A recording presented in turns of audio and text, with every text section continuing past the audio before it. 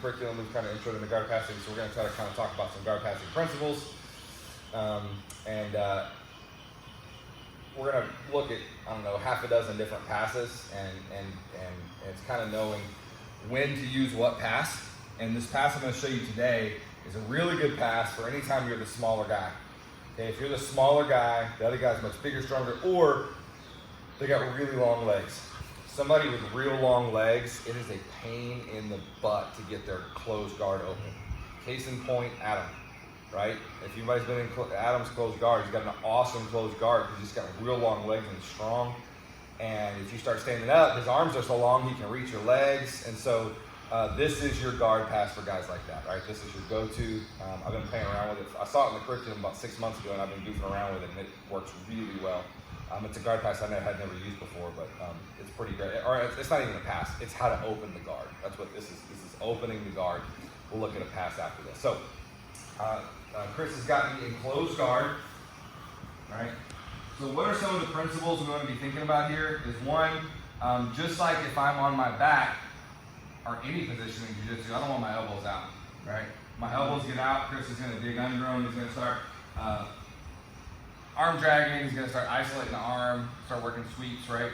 The other thing is I want my knees wide, and I want my posture up, right? Those are all really important parts of when I'm starting to work here. If he's got me broken down, my hands are on the mat, this is bad juju, right? I want to be here, and I want an inside grip, right? Inside somewhere. A lot of times we'll go, some of the guard passes we'll go here, we'll go one hand on, these are all different grips that you can use. But the one I've been goofing around with lately from the curriculum I never used before is a double belt grip. The reason I never use it before is like, man, the belt moves too much. But for this guard pass, that's what you want. You want this belt to be loose, you want it to be able to move. But here's the cool thing about the belt. It is really hard for him to break grips off of this belt. If up here, he can attack and push up, right? So if he goes up, it's kind of easy to break that. With this, there's no weak spot to attack. And look where my hands are. I've got inside position, right? So I'm going to get that grip, and then it's okay that it's loose. You know why? Because I'm shoving it up to his chest anyway. So, because remember, this guy's got long legs, and I'm a little chubby, so it'll break open pretty easy here.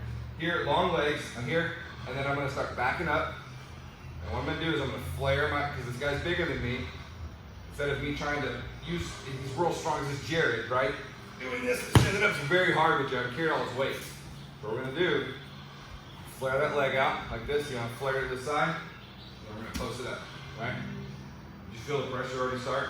He's already, I can feel the pressure on his legs already starting big time. So I'm here, I'm in the middle, here, up, right? Now I'm gonna do the same thing with my other leg. Flare, up. And then I'm just gonna start walking backwards. Until it pops up. I want to make sure that I've got him, my arms are locked out, nice and long, right? I'm keeping him away from me where he can't reach my feet. It should be very hard for him to get to my feet if I've done this right. So I'm here, flare, up. Now if I let this go, he's gonna get my knee. From here, flare up, go ahead and grab my foot. I'm locked in place. It'll be very hard for me to get that foot. Flare up. As soon as it breaks open, we're getting inside position. Right? We want to get knee to elbow, where we'll start working our pass. Right? Even better is both inside. This here. Think of it as it's when you're guard passing. A good way to think of it. If I was on my back, I wouldn't want knee to elbow connection. Right? It's the same thing. From here. I want that knee to elbow connection where he can't get inside this space. Right. So, stack pass. Alright. So there's, I'm not going to show this today, but there's the double under stack pass, which is my current favorite. I like the double under stack pass. Today we're going to go with, we got one in and one out. Now, one in and one out is a dangerous spot to be if you're not paying attention, right? Because if I'm here and I go one in, one out, I'm getting triangle, right? So, we go one in, one out only when we're doing it on purpose, and I'm going to show you a couple of things that you're going to do to make him not be able to triangle you, okay? So, we're gonna pretend we just broke his guard open, and we're here. If I was here, kind of depending on where you're at, it's gonna determine what pass you're gonna do or what he does. Okay, but we're gonna pretend I'm like this. That's where I'm gonna start from. Okay. The way his leg is right here lets me know this is the leg I want to go under, and this is the leg I'm going to push to the floor. So here's the big mistake everybody makes on this, including me, is we reach right here, right? If I reach under, who's stronger? Is his leg stronger or my arm stronger? Oh yeah, his leg's stronger. His leg's stronger, right? And so if I go under like this and try to lift his leg, he's just not going to let me. Right? People do this to me all the time. I can tell they're going to try to, they'll even double. They'll go to just double stack past me, and I just do a hamstring curl, and then they can't double stack pass. Right? So we're not reaching under here and doing arm versus leg. We're here, I'm doing this. Now I've got it where I want it. Okay? So we're going elbow in. I'm getting my posture up. Now I've got this leg where I want it. Look at this one. I got my knee inside my elbow.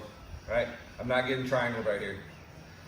If he gets this arm and he pulls this arm forward, now I can get triangled. Right? Here, I'm not getting triangled. Okay? He can't lock that up. And then I gotta hold this. Okay? So everybody, that makes sense to everybody, just get into this position right here. Actually, we're gonna take this in bite-sized pieces. So from here, pick a leg, doesn't matter, kind of ends up whatever works, whatever you're looking at. But if we were in this position, I would go to this side and go under. I'm gonna get my knee inside my elbow, right? And we're gonna stack pass, but if I've got this knee inside, I've also got knees I can start to run through, and we can make it pretty miserable there. So all I want you guys to do right now is get to this spot, okay? One more. So I've broken open the guard. Sorry, Chris. Here. Scoop, kind of behind the knee, where I can drive the hamstring, right? What a lot of people are tempted to do at this point, and I've done it many times myself, is just throw this leg out of the way, right? Is go here. But if this guy knows what he's doing, he's gonna post on my shoulder. I don't have control over him. That's the problem. This is the equivalent of like slamming somebody to the ground, but not having control over him. You slam them on the ground, you do an uncontrolled takedown, it's gonna turn into a scramble. You don't know where you're gonna end up, right? We want control. So instead of throwing him out of the way, I'm here, I'm gonna reach up and get the lapel. And I gotta tell you, once this grip happens, it's bad. Once this happens, he's in trouble because it's gonna be very hard for him to stop this from this point forward.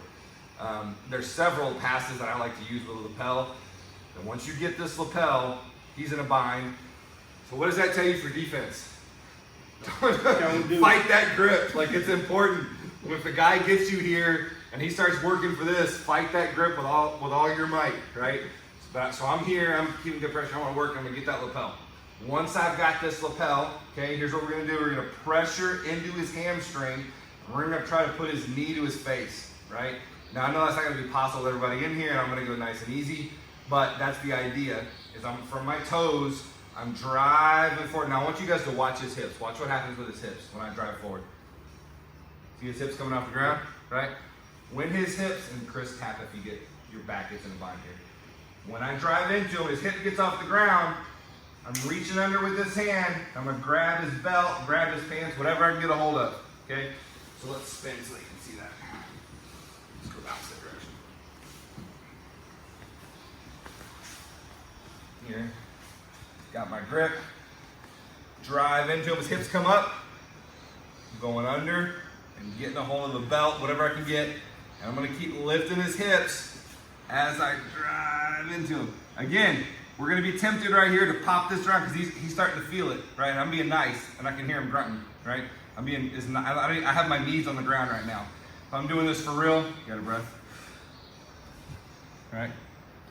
How red his face turned, right? We're off of our knees, we're driving into him, we're lifting that hip. Once I can, I'm gonna get my knee up under his hip, right? And I'm holding him up. Now, I'm gonna keep walking, lift my head. As I feel him come around, pushing the hips to the ground.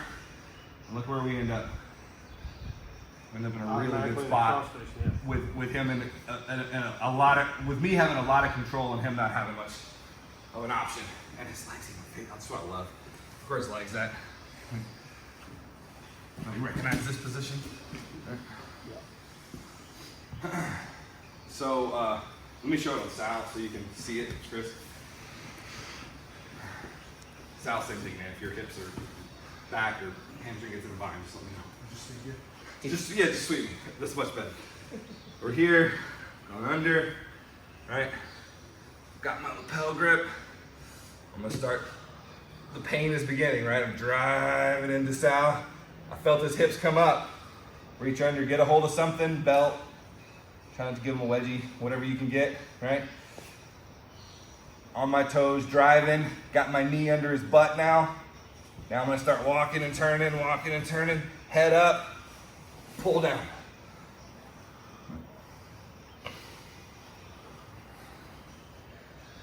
If you're the bigger guy, I'm gonna ask you to be very careful with your training partner's back here, right?